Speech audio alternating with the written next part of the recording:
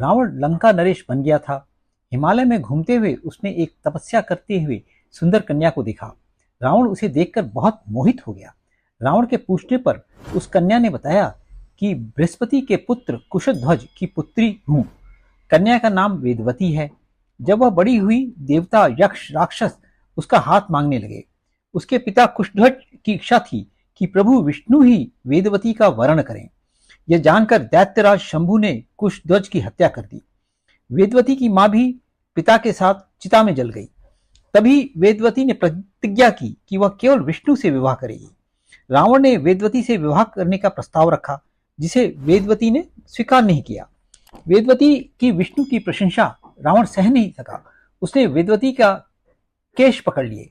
वेदवती को क्रोध आ गया। उसने अपने सारे केश काट कर अलग फेंक दिए और अपना जीवन सुरक्षित न देखकर अग्नि में प्रवेश कर लिया और रावण को शाप दिया कि मैं तुम्हारे वध के लिए अगला जन्म लूंगी। दूसरे जन्म में वेदवती कमल से प्रकट हुई और रावण फिर उसको देखकर घर ले आया। रावण का मंत्री ज्ञानी था। उसने कन्या को देखकर कहा, यदि यह घर में रही तो रावण के वध का कारण बनेगी। यह सुनकर रावण ने उसको समुद्र में फेंक दिया।